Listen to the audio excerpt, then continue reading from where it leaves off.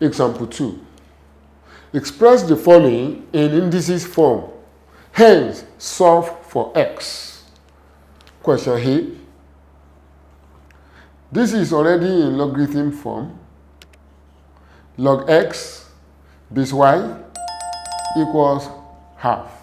To express it in indices form, we write the logarithm x. This x is the real logarithm number we are talking about, the number x, being equal to the base y raised to power half. It's just like reversing what we did in example 1. That is what we are doing in example 2 now. So this is it. If we want to solve for x, then x is equal to y raised to power half. That's just it. We have solved for x because we've made x the subject of the formula. So the solution of x now is y raised to power half. Though unknown, still algebraic, that is it. B, log half base 4 equals x. To express this in logarithm form, we have the number half being equal to the base 4 raised to power x. Because the number we are dealing with there is half. Logarithm of a number half to a certain base 4 is the exponent to which the base 4 must be raised to produce the number. You can see the base 4 is raised to power x to be equal to the number half. So this is what we work on to solve, because the question says, hence, solve for x. To solve for x here, express half in index form. 2 raised to power minus 1 is equal to express 4 raised to power x properly in index form to have the same base with this. So we have 2 raised to power 2x. Don't forget the rules in indices. Once you have equal base on different sides of the equation, then their powers also are said to be equal. So therefore, because of the equal base, minus 1 is equal to 2x. Solving this simple linear equation, we have minus 1 over 2 equals 2x over 2. You divide both sides by 2. So the answer is minus half equals x. And that is the end of that question. Before we move on to the next example, which is example 3, I want to demonstrate some things.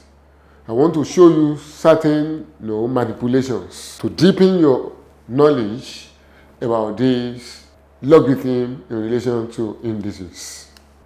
You all know now that y is equal to x raised to power, let's say, m. This in indices form, you have been taught. You are now fully aware that to express it in logarithm form, it is log y to the base x, which is equal to m. Do you agree? Now, we can re-represent this. We can re-represent this in view of this equation. We have expressed these indices in logarithm format here.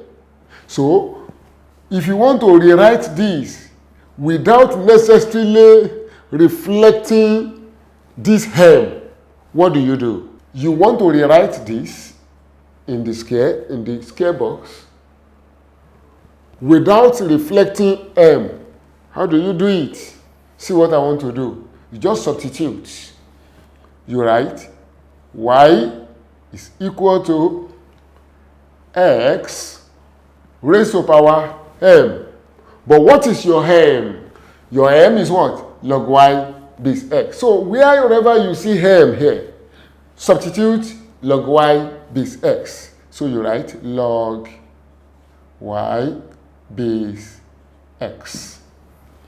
Do you understand? Does it look cumbersome? No, don't let it look cumbersome. It is what you can see. See once again. Y is equal to x raised to power m. In logarithm form, it means log y to base x is equal to m.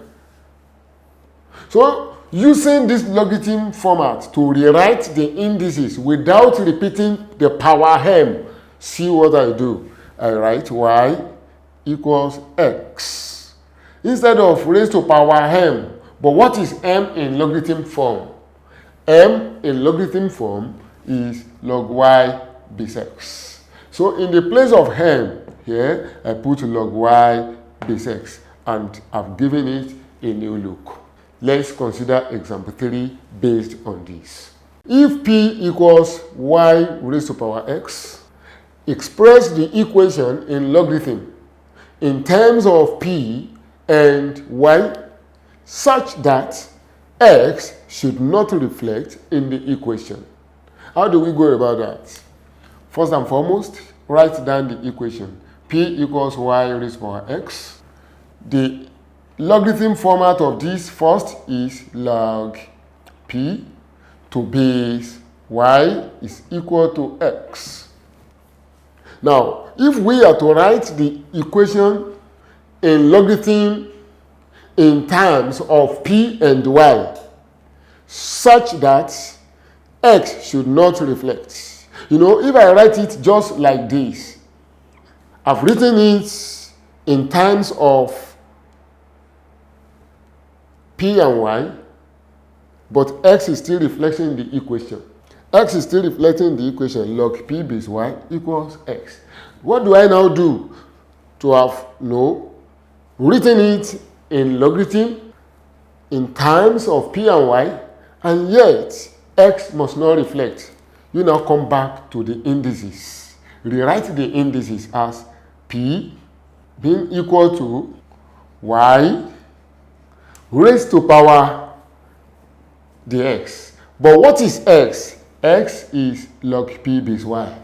So wherever you see x, substitute log p base y in the position of x in this equation. So it is log p base y.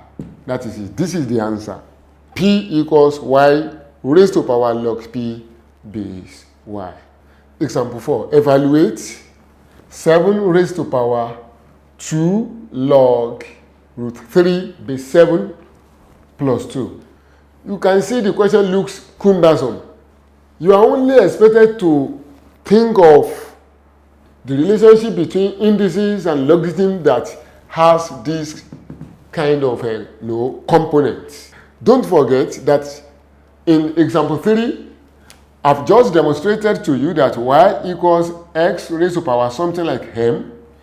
In logarithm means log y base x is equal to m.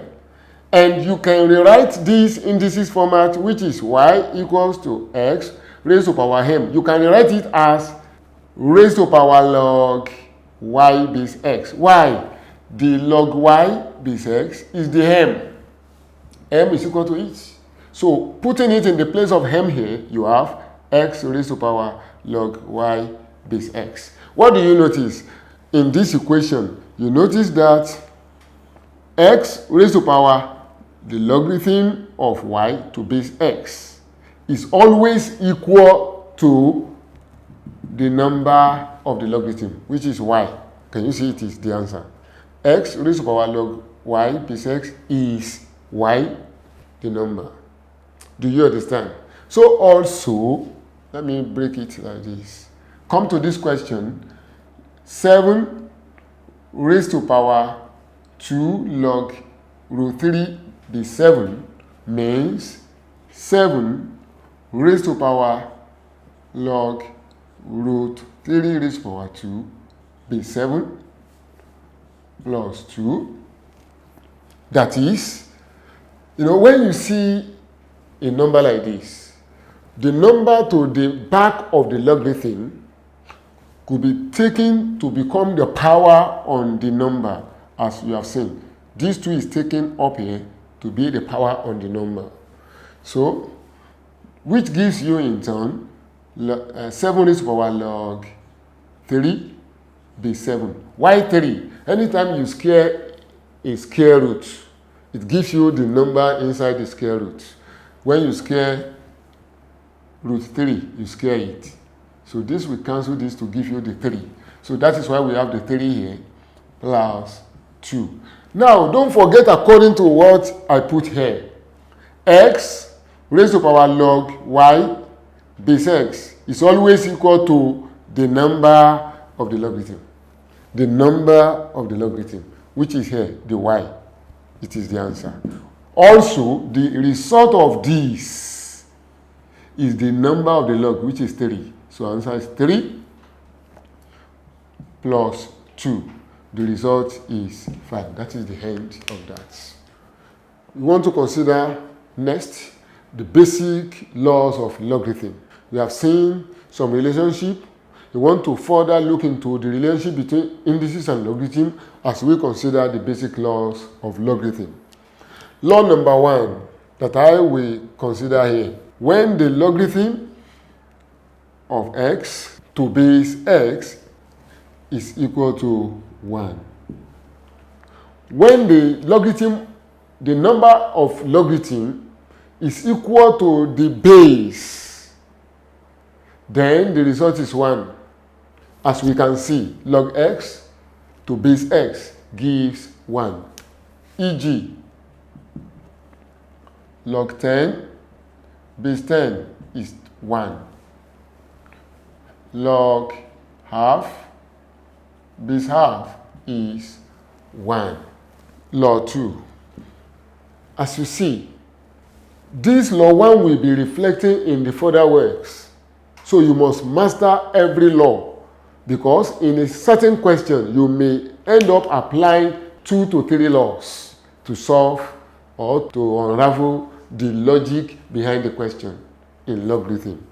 So in this, we say log x raised to power y base b is equal to y log x base b.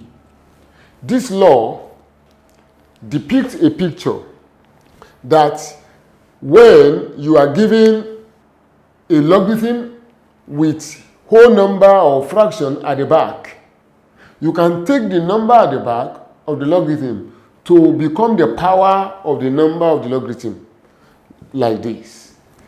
Y is taken up to become the power on number x here to give log x raised to power y base b. Example 1. Example 1. Express 2 log 3 base 4. 2 log 3 base 4 in the form log p base 4. So what are you expected to do? The number 2 that is at the back of the logarithm, you take it to become the power of the number of the logarithm. So thus 2 log 3 base 4 implies log 3 raised to power 2 base 4, which is log 9 base 4. You have expressed it in that format. So if you are to find the value of p, the value of p is 9, because you have expressed it in that format. You know, we have considered 2 laws. Law 3 now. In the law 3, if log x base y is equal to p, then x is equal to y raised to power p. This law is drawn from the relationship between indices and logarithm. You can see it is just that this logarithm, I express it in indices form to give me this. So if I want to rewrite it in logarithm form, I just write log x, which is this, to base y equals p. So this law is what we want to apply. Example 2. If log x base 2 equals 3, find x. What do? Well, once you see a question like this, you can see it has everything in relation to this law 3. So you now try to express this logarithm in index form. That is, there are 2 ways to it, and I will show you the 2 ways. Number 1, you can just straight away express it in index form as x equals 2 raised to power 3. If you understand that aspect that I explained previously, expressing indices in logarithm form and logarithm in indices form, if you really understand it, then you don't have problem with this. So x is equal to 8. You can see how simple it could be. So there is another way to this. What's the other way? The other way is, or once you see a question like this, you write log x base 2 equals 3 log 2 base 2. You try to form 1. You know, 1 is the only value that multiplies a number and doesn't change the number. So you form 1 in logarithmic sense to multiply 3. And to form 1 that will not change the value of what you multiply it with, you have to use the base in the operation. The base here is base 2. So use that base to form your 1. It will be log 2 base 2 according to the law 1 that I explained to you. Log 2 base 2, you know it will be 1. 1 times 3, 3. It doesn't change. So you now further apply the law 2 that I explained to you, that law 2 that I call law 2. Don't forget, my law 1 may be law 3 of another textbook. The number does not matter. Mastery of the concept is what matters. So apply that law of taking this 3 to become power here. It will be log 2 raised to power 3 base 2. Are you following? So this, you now remember the law of indices that want to reverse in logarithm.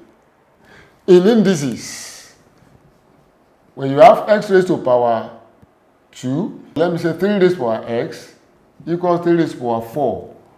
Equal bases on different side of the equation in indices means equal power. In this, x will be equal to 4 in indices. The same thing applies in logarithm. Once you have equal bases in logarithm on different side of the equation, that simply means that their logarithms also are the same. The logarithm here is x. The logarithm here is 2 raised to power 3. And you equate them, which means x is equal to 8. That is the head.